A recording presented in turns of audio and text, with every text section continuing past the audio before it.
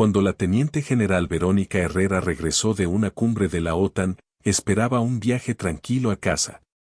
No ser esposada, humillada e ignorada en el estacionamiento de un aeropuerto por agentes que se negaban a creer que una mujer negra pudiera tener poder. Ese día no vestía su uniforme. Sin medallas, sin placa con su nombre, sin insignias dignas de un saludo. Solo pantalones negros, un abrigo largo color carbón y guantes de cuero. Simple. Discreta. Deliberada. La teniente general Verónica Herrera no necesitaba mostrarle a nadie quién era. Después de 32 años de servicio, lo llevaba en su forma de caminar, en su mirada.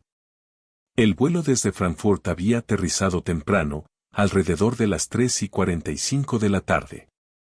Era una tarde fría de marzo en el Aeropuerto Internacional de San Miguel en Colombia. Verónica acababa de terminar 5 días de reuniones intensas en la cumbre de defensa de la OTAN en Alemania. Sin prensa, sin apariciones públicas, solo altos mandos militares tras puertas cerradas. Discutiendo logística, estrategia de disuasión en Ucrania y ejercicios de coordinación. Aún tenía la cabeza aturdida por el ritmo de todo. Se movió con rapidez por la aduana, todavía en modo misión. No tenía séquito, solo ella y el mayor Darnell Bisonó, su asistente. Él tenía 38 años, era alto, ex artillero de campo reconvertido en coordinador logístico. Leal hasta la médula. Bromeaban seguido sobre la diferencia de edad. Pero una vez ella le dijo que él era el tipo de oficial que desearía poder clonar. Él se rió, pero nunca lo negó. Salieron de la zona de equipaje, bajaron al nivel inferior de la terminal y tomaron la larga escalera mecánica hasta el estacionamiento. Un sedán negro había sido asignado para llevarla a su casa en Medellín. Vivía sola, sus hijos ya eran adultos, su esposo había fallecido hacía 10 años. Verónica respiró profundo al pisar el aire frío del estacionamiento. El viento cortaba más fuerte allí. Su conductor aún no había llegado, pero no estaba preocupada, ella iba adelantada. Se quedó quieta junto a una gran columna de concreto, revisando su teléfono por actualizaciones. Darnell permanecía cerca, con los brazos cruzados, escaneando en busca del Lincoln negro. El estacionamiento estaba casi vacío, salvo por algunos viajeros dispersos arrastrando maletas. Un carrito de mantenimiento pitaba al fondo mientras retrocedía cerca del ascensor. Entonces ocurrió. 3 individuos se acercaron rápidamente por la izquierda. 2 hombres, una mujer. Sin uniformes. Sin placas visibles. Solo pasos decididos y voces cortantes. El primero, un hombre corpulento con corte militar y chaqueta marrón, habló primero. Señora, necesitamos que mantenga las manos donde podamos verlas. Verónica parpadeó. Disculpe. Señora, creemos que usted coincide con la descripción de una sospechosa involucrada en un asunto de seguridad, dijo la mujer. Que mantenía una mano cerca de su arma enfundada. Voy a necesitar ver alguna identificación. Soy una oficial federal, dijo Verónica, con voz firme. Puede mostrarnos su identificación después de que aseguramos la situación, intervino el segundo hombre, que no le quitaba la vista de encima. Por favor, no haga esto más difícil de lo necesario. Darnell dio un paso al frente, levantando levemente la mano. Ella es teniente general del Ejército Nacional. Necesitan detenerse ahora mismo. Retroceda, señor. Ladró el hombre corpulento, ahora visiblemente alterado. Está interfiriendo con la autoridad. Verónica dio un paso hacia atrás, no por miedo, sino por cálculo. Lentamente metió la mano en el bolsillo del abrigo. Este es un dispositivo del gobierno. Necesito hacer una llamada segura. No. Exclamó la mujer. Coloque el dispositivo en el suelo. No entiende. Al suelo. Gritó el primer oficial, avanzando y sujetándole la muñeca. Darnell dio 2 pasos más, pero el segundo hombre lo empujó con la palma abierta en el pecho. Atrás. Están cometiendo un error, dijo Verónica en voz baja, sin alterarse, sin temblar. Soy la teniente general Verónica Herrera, y están deteniendo a una oficial federal sin causa. El nombre no les dijo nada. O si lo hizo, no les importó. La mujer le sujetó el otro brazo. Verificaremos eso una vez que esté asegurada. Manos atrás. Le forzaron las muñecas detrás de la espalda. No opuso resistencia. Solo confusión. Silencio frío y duro. Darnell gritó su nombre y luego el suyo, tratando de que alguien, quien fuera, escuchara. Pero las esposas hicieron clic. Verónica no luchó. No rogó. Pero en ese momento, algo en su mirada se endureció. No era miedo. Era algo más callado, más pesado. Había pasado décadas comandando divisiones enteras. Supervisado extracciones de combate, despliegues de tropas, coordinación de vigilancia satelital. Había sido informada en la sala de situación de la casa de Nariño. Y ahora estaba siendo esposada con bridas plásticas en un estacionamiento por desconocidos. Que no sabían quién era y no tenían interés en averiguarlo. Su teléfono cayó al concreto. El sedán llegó momentos después. El conductor bajó confundido. Darnell agitaba los brazos desesperado, gritando por ayuda. Pero los tres agentes le ordenaron que se mantuviera alejado. Verónica no dijo una palabra. Pero el reloj ya había empezado a correr. Y ellos no tenían idea del error que acababan de cometer. El sargento Blas Cordero mantuvo su bota firmemente plantada mientras tiraba más fuerte del brazo de Verónica. Claramente intentando hacer una demostración de dominio. No estaba cooperando. Y miren sus manos. Iba a sacar su teléfono. Dijo Darnell, incrédulo. No tienen idea de a quién acaban de esposar. La agente Devin Márquez, más joven y delgada que los otros, parecía insegura. Oye, tal vez deberíamos. Encaja con la maldita descripción. Gritó Cordero.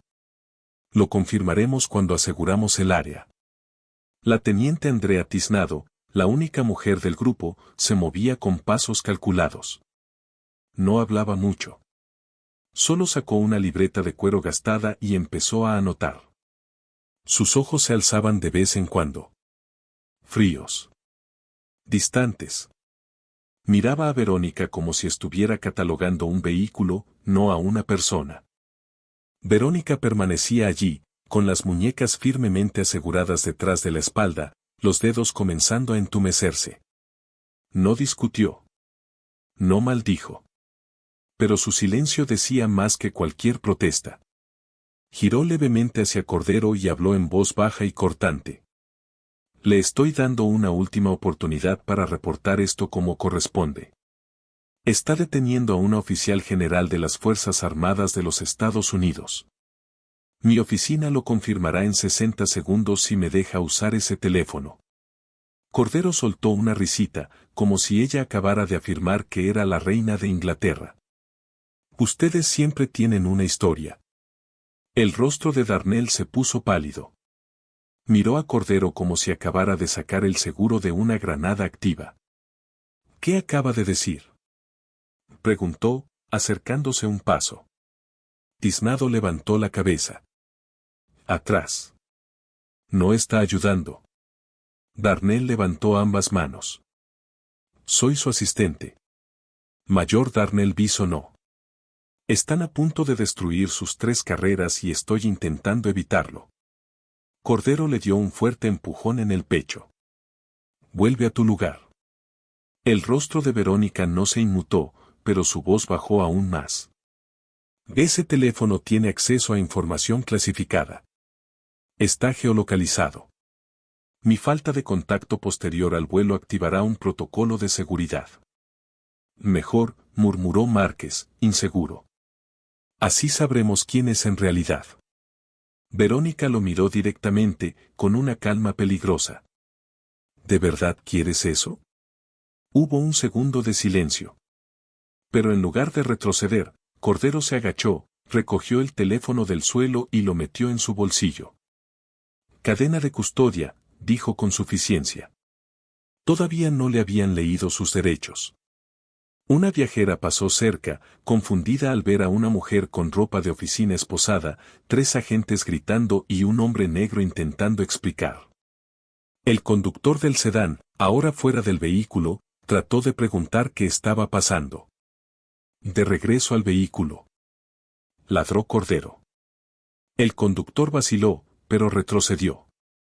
Verónica, con los brazos inmovilizados y el rostro imperturbable, miró a Darnell y pronunció solo 2 palabras. Protocolo ECO. Él parpadeó. ¿Estás segura? Ella asintió una sola vez. Eso bastó. Darnell giró sobre sus talones y caminó rápidamente hacia el ascensor del estacionamiento. Ya no gritaba. Ahora estaba en modo operativo, silencioso, veloz. Metió la mano en su chaqueta y sacó su dispositivo de respaldo. Verónica había sido clara en el entrenamiento: si desaparecía, existía una cadena de acciones. Nunca asumía que los demás harían lo correcto. Planeaba para cuando no lo hicieran. Dentro del ascensor, Darnell llamó a la línea segura del Ministerio de Defensa. Dio su código de autorización. Tomó 20 segundos verificarlo. Cuando el operador confirmó la identidad y desaparición de la general Herrera, escuchó el clic automático de los sistemas de bloqueo activándose. Ella no llevaba más de 6 minutos desaparecida. Afuera, los agentes aún no comprendían la magnitud de lo que habían provocado. Cordero estaba recostado contra una columna, hablando despreocupadamente por su radio. Femenina, mediados de los 50, 1.70 metros, ropa civil. Afirmó ser militar. Sin identificación visible. Se negó a cooperar. Detenida sin incidentes. Esperando transporte. Tiznado añadió. Sin armas. Dijo ser general de 3 estrellas. Márquez lo dijo casi con una risa. Cordero negó con la cabeza. Sí, y yo soy el ministro de Defensa. Entonces llegó la llamada a su canal común de comunicación. Estática. Luego una voz firme. Unidad 4, detengan toda actividad. No muevan a la detenida. Confirmación en curso. Márquez levantó la vista. ¿Qué significa eso? La sonrisa de Cordero desapareció. 30 segundos después, 2 vehículos oficiales se detuvieron a la entrada del estacionamiento. No eran SUV Versus negras. Eran sedanes sin marcas del Departamento de Defensa. Un oficial uniformado bajó, flanqueado por una mujer civil con un abrigo gris y un maletín. Ya llevaba su identificación en la mano. No corrió. No gritó. Solo caminó hacia la escena con un rostro de hielo. ¿Quién está a cargo aquí?, preguntó la mujer, con voz firme y seca. Cordero dio un paso adelante, instantáneamente a la defensiva. Sargento Blas Cordero, Grupo de Tarea Conjunta de Seguridad. Detuvimos a una sospechosa. Detuvieron a la teniente general Verónica Herrera, interrumpió el oficial uniformado. Usted está siendo investigado por detención ilegal, omisión en la verificación de identidad y obstrucción de la cadena de mando federal. Coloque el dispositivo en el suelo. Cordero se giró hacia Verónica, dándose cuenta de que ni siquiera había intentado verificar quién era. Ella seguía esposada, pero lo miró sin mover un solo músculo. Aún no comprendían cuán profundo ya iba el daño. Cordero no se movió al principio. Su mano flotaba cerca del cinturón. Los ojos iban del oficial del DOD a la mujer del abrigo gris. Márquez se removía incómodo.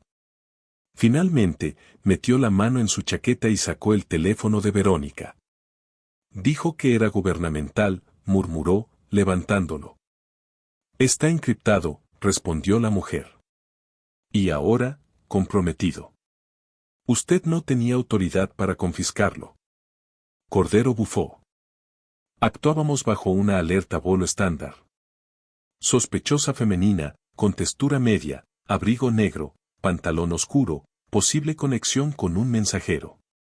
Verónica exhaló lentamente. Ni siquiera revisaron la hora de emisión de esa alerta, ¿verdad? La mujer del abrigo gris se volvió hacia ella. General Herrera, se ha activado una respuesta ECO 6 completa según el llamado del mayor Bisonó. El comando central ya está al tanto. ¿Está usted herida físicamente? Verónica negó una sola vez. Sin lesiones. Entonces nosotros nos encargamos de esto. Darnell regresó justo cuando Tiznado y Márquez comenzaban a retroceder. La confianza se les había drenado del rostro. Incluso Cordero parecía más pequeño de pronto. La mujer civil alzó la voz, dirigiéndose ahora a los 3 oficiales. Desde este momento, quedan relevados de autoridad operativa en esta ubicación. Deberán permanecer en el sitio. No pueden comunicarse con su unidad. No usen sus teléfonos personales. Un equipo de revisión federal llegará en breve. Cordero murmuró por lo bajo. Esto es una mierda. Sargento, dijo el oficial uniformado, avanzando, ya está usted violando al menos 2 directivas federales y posiblemente el título 18. ¿Quiere sumar insubordinación? Eso lo dejó callado. La mujer del abrigo gris se acercó a Verónica. Vamos a cortar las esposas ahora, dijo la mujer del abrigo gris. Luego la transportaremos directamente a la sede de Arlington para el informe. Pero Verónica negó con la cabeza. Todavía no las corten. La mujer parpadeó. ¿Señora? Cámaras corporales, respondió Verónica, mirando directamente a Cordero. Que ellos las retiren. Que se vea en video. Desde el principio hasta el final. No se trataba de humillar. Era cuestión de asegurar que quedara registrado. Todo. Cordero pareció a punto de protestar, pero de pronto sintió el peso de su propia cámara corporal. Y se volvió muy real. Se acercó y, sin decir palabra, desabrochó las esposas. Los brazos de Verónica cayeron a sus costados. No se frotó las muñecas, no se encogió de hombros. Solo se mantuvo erguida. Pasó un segundo. Luego caminó, lenta y tranquilamente, hacia el sedán que la había estado esperando todo ese tiempo. La mujer del abrigo gris la siguió. Dentro del auto, Verónica finalmente exhaló.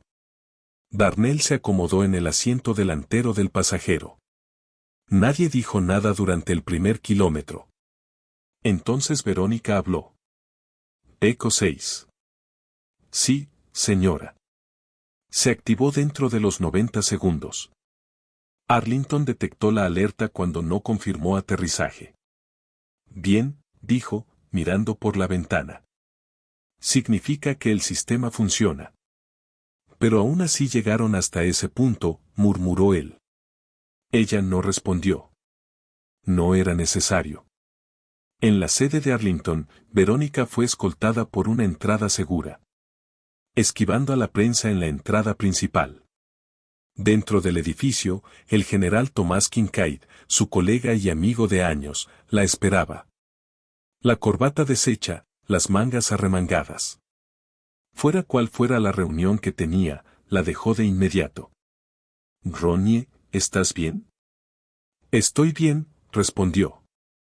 No lo preguntó de nuevo. El secretario fue informado hace 5 minutos. La Casa Blanca querrá una transcripción antes del amanecer. Ella asintió. Que sea exacta.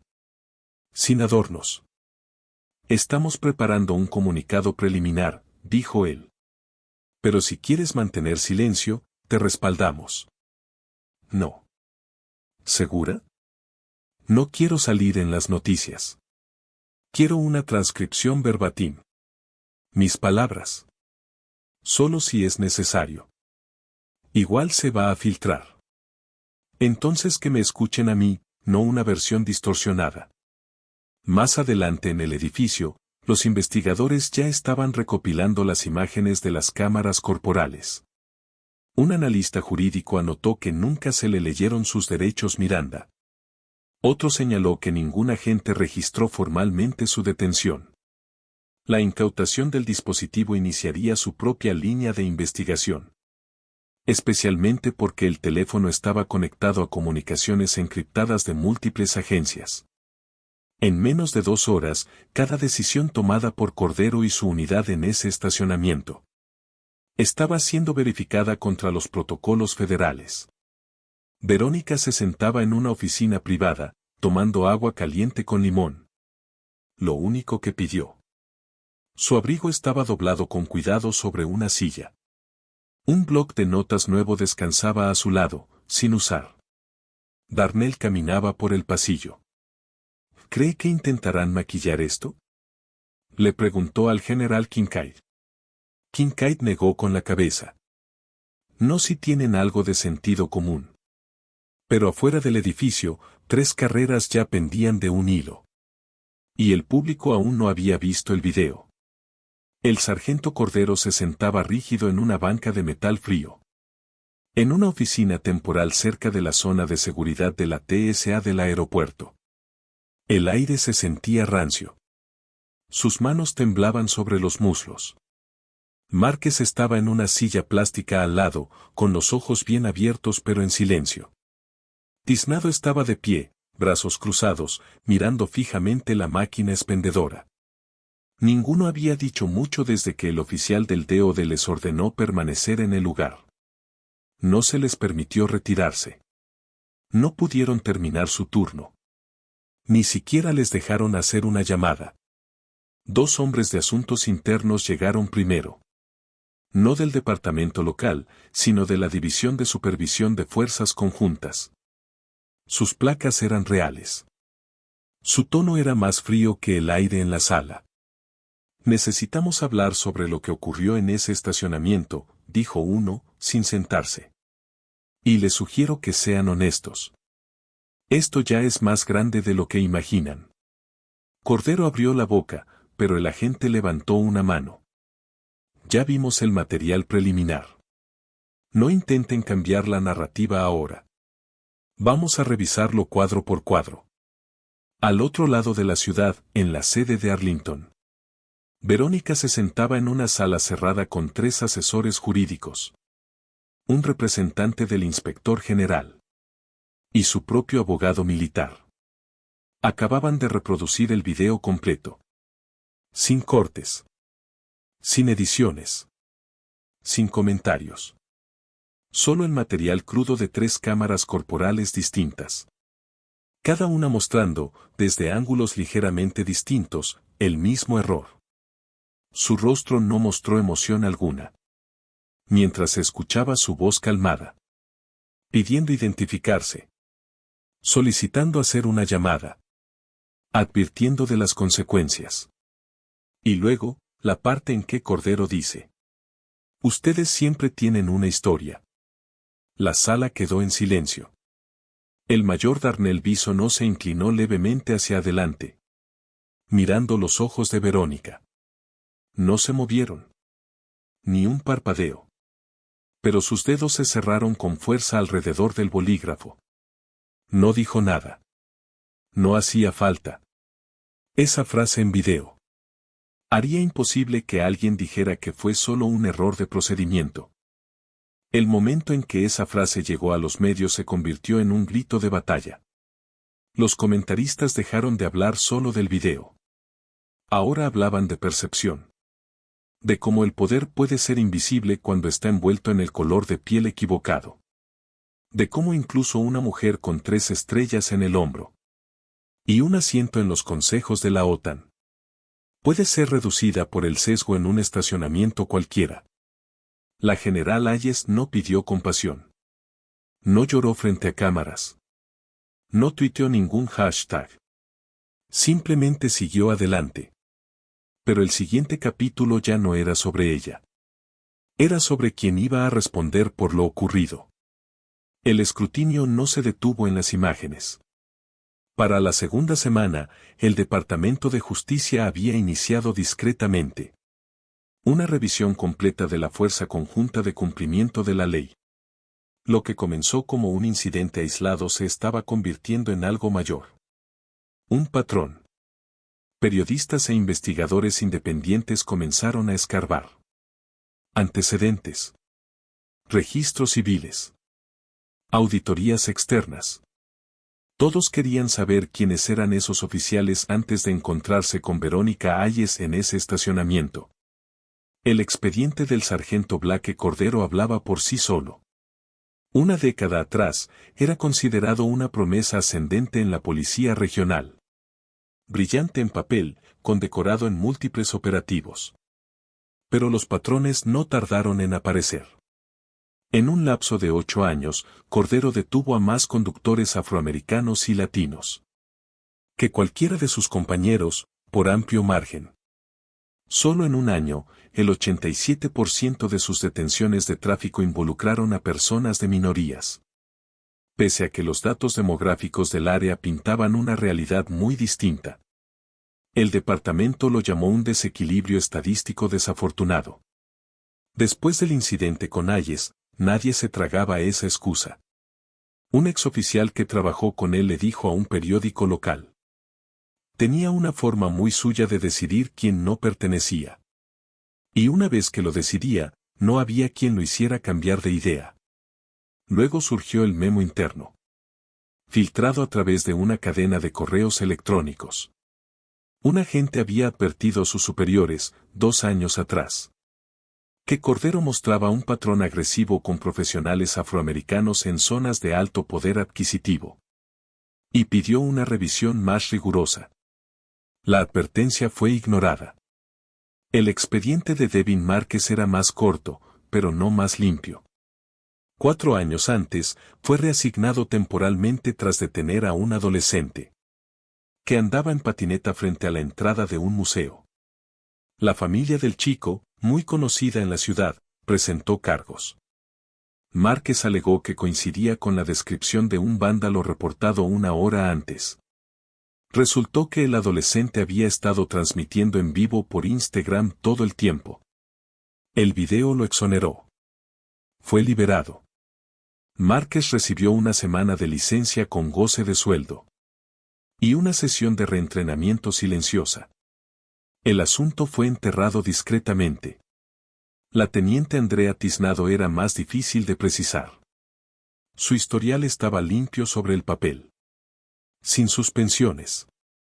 Sin reprimendas oficiales. Pero un correo de denuncia enviado a un grupo de supervisión la describía como alguien que siempre respaldaba la decisión más agresiva en la sala. A menudo usaba la frase: más vale prevenir que lamentar. Cuando justificaba detenciones cuestionables. Cuando el metraje del estacionamiento volvió a emitirse en una mesa nacional de análisis. Los expertos pausaron una escena. Tiznado escribía en su libreta mientras Verónica suplicaba usar su teléfono. Estaba escribiendo, dijo la presentadora del panel, deteniendo la imagen. Como si el desenlace ya estuviera decidido. Eso es lo que la gente ve. En redes sociales llovieron memes. El hashtag almohadilla no parecía una general fue tendencia durante días. Fotos de Verónica en uniforme. Con las 3 estrellas brillando. Los brazos cruzados frente a banderas de la OTAN. Circulaban con la leyenda. Esta es la mujer que no quisieron ver. Pero para Verónica, nada de eso era personal. No en la superficie. En una mesa redonda a puertas cerradas. Con altos oficiales civiles y militares. Habló con cuidado. No quiero que los castiguen porque me avergonzaron, dijo. Quiero responsabilidad porque ignoraron todo lo que intenté decirles. No me descartaron por falta de información. Me descartaron porque creyeron que ya sabían suficiente. Un murmullo suave recorrió la sala. ¿Está solicitando que sean dados de baja? Preguntó un funcionario. Estoy solicitando que dejemos de fingir que esto fue un caso aislado, respondió. Este fue simplemente el que quedó grabado. Mientras tanto, en la sede, la fuerza conjunta se desmoronaba. La presión pública obligó al liderazgo a suspender a toda la unidad para su revisión. Los agentes fueron rotados. Los protocolos, congelados. Se trajeron inspectores de otros departamentos para auditar expedientes. Un foro comunitario en Arlington se convirtió en una catarsis de 2 horas. Docenas de residentes se acercaron al micrófono. Dueños de negocios, maestros jubilados, jóvenes profesionales. Cada uno con una historia. No llevé uniforme, dijo un hombre, pero también fui a Irak. Y el año pasado me detuvieron por no parecer encajar en mi propia cochera. Una mujer agregó. Esto no fue sobre identidad. Fue sobre invisibilidad. No puede ser lo que ellos se niegan a ver. Los medios empezaron a referirse al incidente ya no como el caso Verónica Hayes, sino como la detención de Dallas. Un asistente del Congreso admitió, fuera de grabación, que varios legisladores estaban preparando audiencias. De vuelta en casa, Verónica leía los artículos con atención. No por vanidad, sino por estrategia. Sabía que las noticias se desvanecen. Pero los registros no. No buscaba titulares. Estaba preparando su testimonio. Pero antes de que pudiera hablar en público, el Congreso ya estaba pidiendo su nombre. La sala de audiencias del Capitolio estaba más fría de lo que Verónica recordaba. No por la temperatura. Por el tono. Trajes rígidos. Madera pulida. Micrófonos colocados como minas terrestres. Cámaras en las esquinas, silenciosas pero vigilantes. No estaba repleta. Pero había suficiente gente como para que cada silencio pesara como un veredicto. Verónica se sentó en la mesa de testigos. Erguida. Uniforme de gala. 3 estrellas al hombro. Sin maquillaje. Sin joyas. Solo las barras, medallas y rango ganados en 3 décadas. Frente a ella, 12 miembros del Comité de Supervisión y Reforma Gubernamental. Una mezcla de partidos, trayectorias, expresiones. Algunos ya habían leído su declaración. Otros llegaban con los titulares en mente y las opiniones listas. Pero la sala no cambió hasta que ella habló. Mi nombre es Teniente General Verónica Hayes, comenzó. Voz firme, sin frialdad. He servido en el ejército de los Estados Unidos por 32 años. He comandado brigadas en el extranjero. Liderado operaciones cibernéticas. Coordinado con el liderazgo de la OTAN. Y representado a nuestro país en negociaciones diplomáticas de seguridad. Dejó que ese silencio se asentara. Fui esposada en un estacionamiento. Porque 3 oficiales creyeron que yo parecía sospechosa. Ignoraron lo que dije. Me quitaron el teléfono. Me inmovilizaron. Nunca me leyeron mis derechos. Nunca verificaron la hora de la alerta que usaron como excusa. No preguntaron quién era. Decidieron quién no podía ser yo. Un murmullo recorrió el salón. Verónica pasó la página. Revisó sus notas sin apurarse. Ese día no llevaba uniforme. No estaba rodeada de soldados ni escoltas. No estaba dando órdenes. Era solo una mujer con abrigo, esperando a su conductor. Eso fue todo lo que vieron. Y ahí está el problema. La representante Shelley Drummond, congresista por Oregón, intervino. General Hayes, ¿cree usted que el factor racial influyó en su detención? El momento en que esa frase se compartió con los medios, se convirtió en un grito de guerra. Los comentaristas dejaron de hablar solo del video. Ahora hablaban de percepción, de cómo el poder puede ser invisible cuando se viste de la piel equivocada.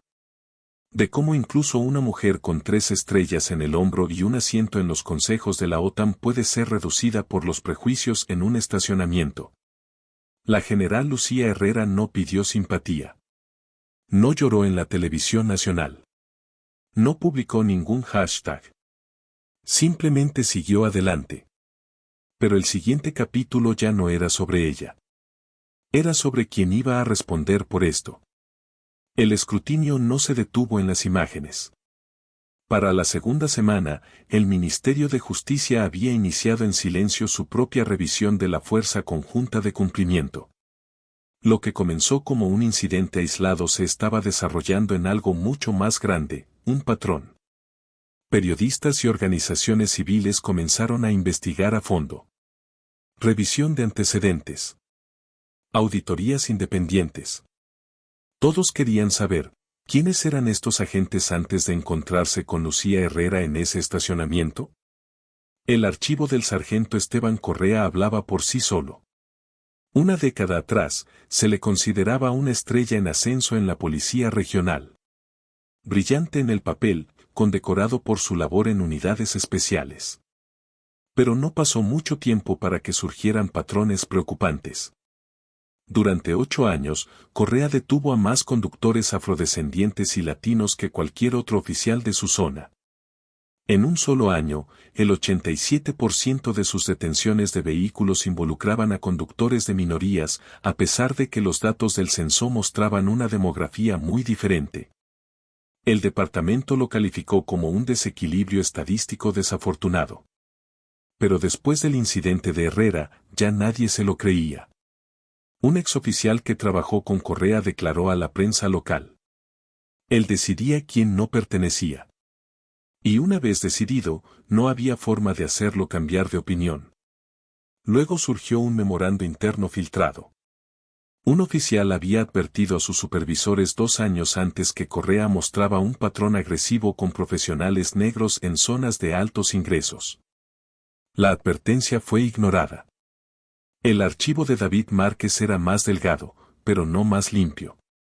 4 años antes, fue reasignado temporalmente tras detener a un adolescente que andaba en patineta cerca de un museo. La familia del joven, muy conocida en la ciudad, presentó cargos. Márquez afirmó que el joven coincidía con la descripción de un vándalo reportado 1 hora antes. Pero resultó que el adolescente había estado transmitiendo en vivo en Instagram todo el tiempo.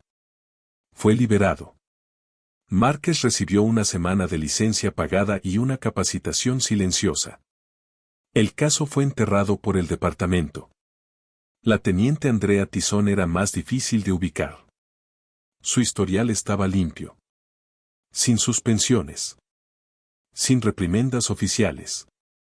Pero un correo de un informante enviado a un grupo de supervisión la describía como alguien que siempre respaldaba la decisión más agresiva en la sala, usando con frecuencia la frase mejor prevenir que lamentar para justificar detenciones dudosas. Cuando se retransmitió el video del incidente en un panel nacional, los analistas repitieron una escena en la que Tizón escribía en su libreta mientras Lucía pedía acceder a su teléfono.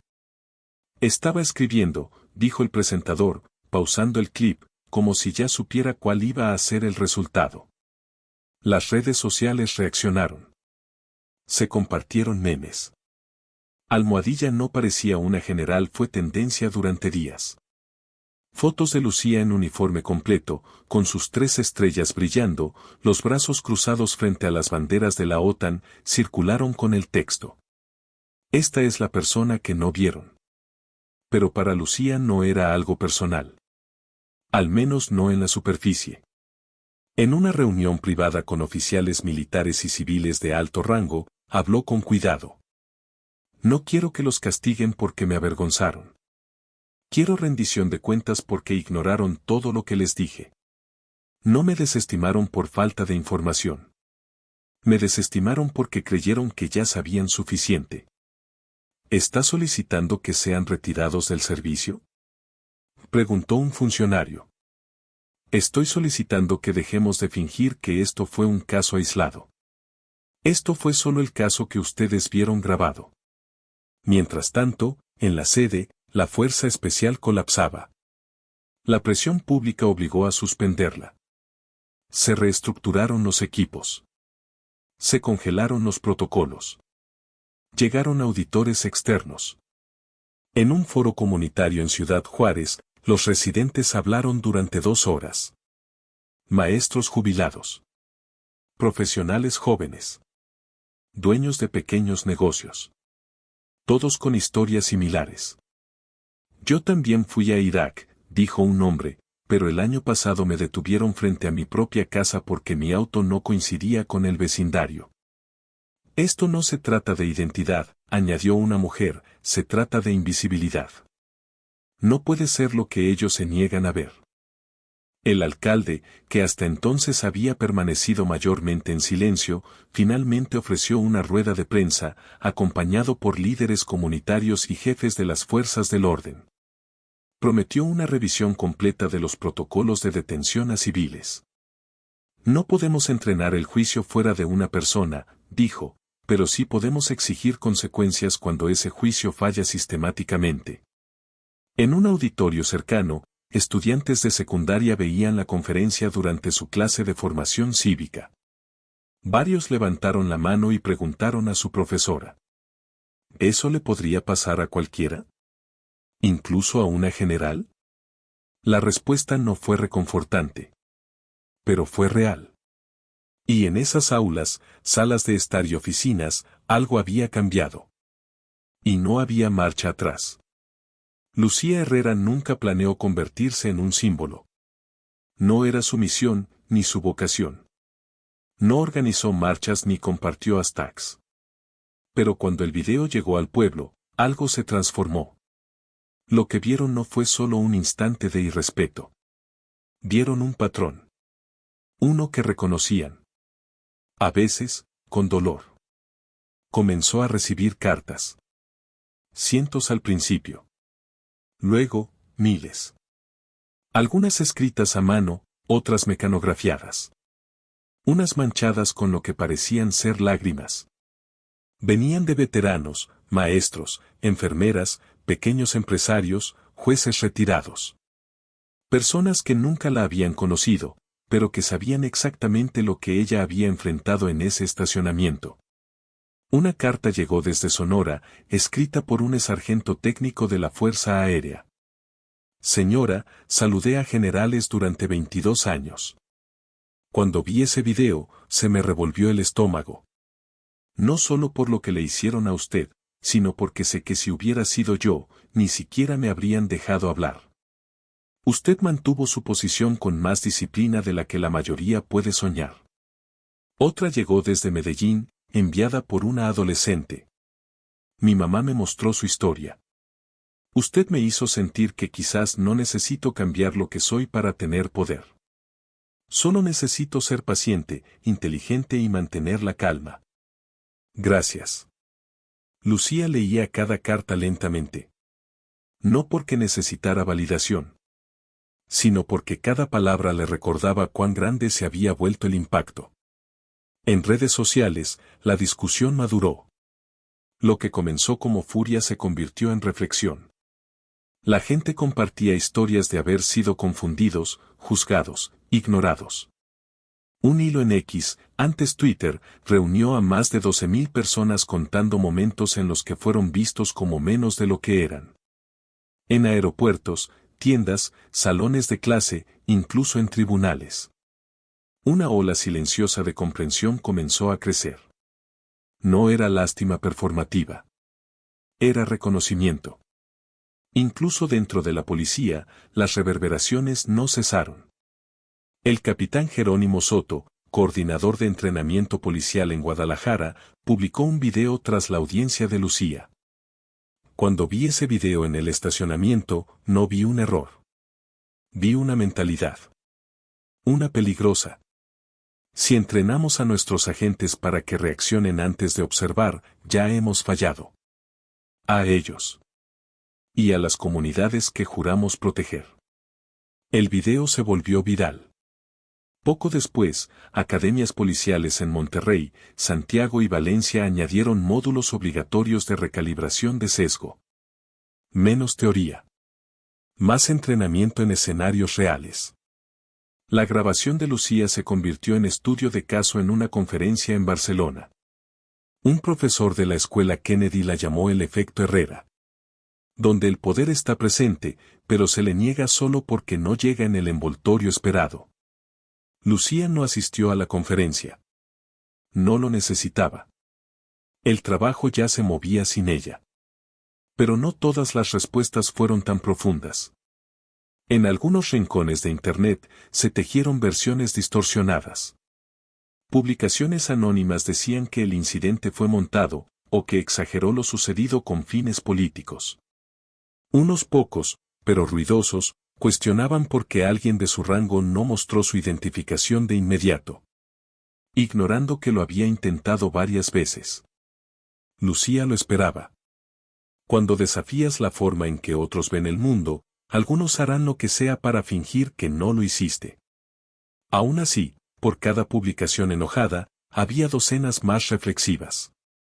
Su hija, Simona, publicó una simple foto de Lucía en uniforme, con la leyenda: ellos vieron una mujer en un abrigo.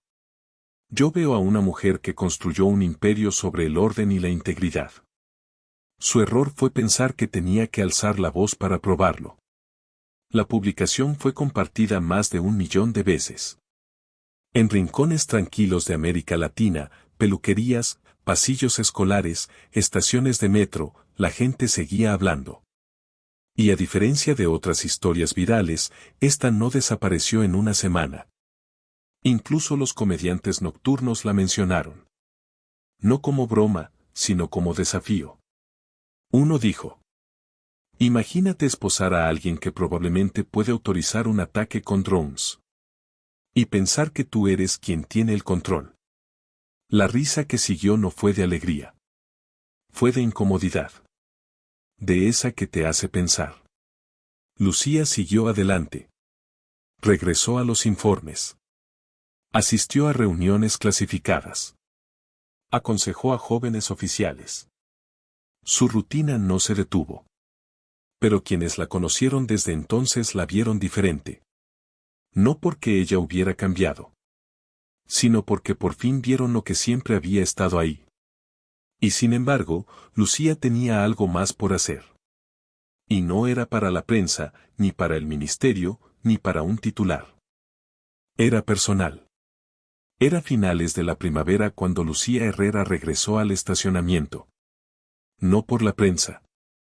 No por un acto simbólico. No hubo discursos, ni banderas, ni fotógrafos esperando con lentes preparados. Llevaba jeans, una camisa azul suave abotonada y unos zapatos cómodos para caminar. Civil otra vez. Solo una mujer parada donde todo había cambiado. El nivel del aparcamiento lucía igual. Mismo concreto agrietado. Mismas líneas amarillas desgastadas. El mismo eco apagado de autos retrocediendo y ruedas de maletas rodando. La columna contra la que se había apoyado seguía allí, con leves marcas negras en la base. Durante un momento, solo se quedó de pie, con las manos en los bolsillos. Entonces, un grupo de estudiantes de secundaria dobló la esquina. Cadetes del programa rock de una escuela en Querétaro. Susurrando nerviosamente entre ellos, pero todos observándola. Su instructora, una teniente coronel retirada llamada Marcia Reyes, dio un paso al frente. Señora, dijo con una leve inclinación respetuosa, gracias por aceptar recibirlos aquí. Lucía ofreció una pequeña sonrisa. Este era el lugar correcto. Los estudiantes se agruparon en un círculo flojo a su alrededor. La mayoría no sabía qué decir. Una chica sostenía su libreta como si fuera un escudo. Un chico al fondo llevaba el uniforme perfectamente planchado, pero unos zapatos visiblemente apretados. Lucía los miró un momento, luego se sentó con naturalidad en el borde de la columna. Antes que nada, quiero decirles esto. No tengan miedo de hablar con calma cuando el mundo espera que griten. A veces, la compostura habla más fuerte que el ruido. Un estudiante levantó la mano lentamente. General Herrera, ¿cómo se mantuvo tan tranquila ese día? Yo creo que habría perdido el control. Ella hizo una pausa. No por efecto, sino por honestidad. Porque he pasado toda mi vida escuchando lo que no podía ser, dijo. Y aprendí temprano que reaccionar como ellos esperan solo les facilita creer que tienen razón. Otra estudiante preguntó. ¿Cree que algo cambió después de lo que pasó? Lucía asintió. Sí. Pero no todo. El cambio no llega como un interruptor. Llega como marea, callada, persistente. A veces no te das cuenta de lo que ha movido, hasta que miras hacia atrás. Una chica dio un paso adelante, dudando. ¿Puedo preguntar algo más personal? Adelante. ¿Alguna vez se cansa de tener que demostrar quién es? Lucía sonrió, pero había tristeza en su mirada. Todos los días. Pero ya no lo demuestro por ellos. Lo demuestro por quienes están mirando. Como ustedes. Miró al grupo nuevamente. Van a estar en salas donde no se parecen al resto en la mesa. Van a ser subestimados, interrumpidos, ignorados. Déjenlos. Lo importante es que ustedes no se subestimen a sí mismos. Porque un día, alguien va a necesitar verlos firmes, para poder ellos mismos levantarse más firmes. El silencio que siguió no fue incómodo. Fue lleno. La instructora intervino de nuevo.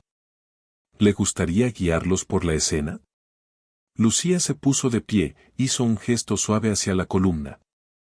Ahí fue donde esperé a mi chofer. Justo aquí fue donde me rodearon.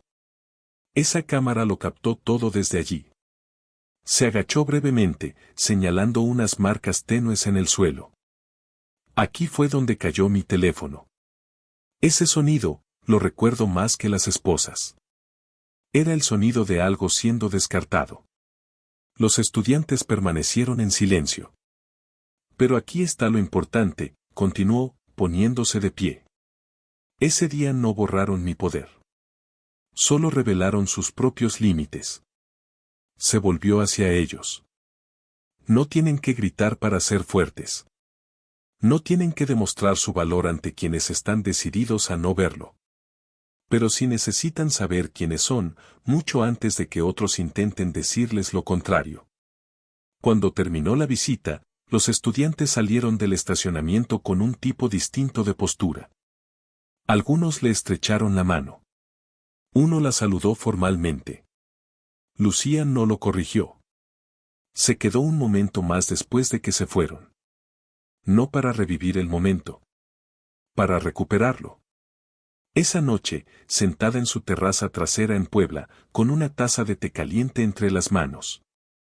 El aire cargado con el aroma del césped recién cortado, Simona la había llamado más temprano. Solo quería decirte que te quiero. Darnell había enviado un mensaje con una nueva actualización. Las reformas internas estaban ganando tracción en 3 estados. Lucía miró hacia el cielo nocturno, pensando en cuántas veces había caminado entre el fuego en silencio. Sin que nadie la viera. Esta vez, la vieron. Y esta vez, el silencio habló más fuerte que cualquier otra cosa. Porque a veces, la voz más fuerte en la sala es la que nunca necesitó alzar el tono para hacerse escuchar.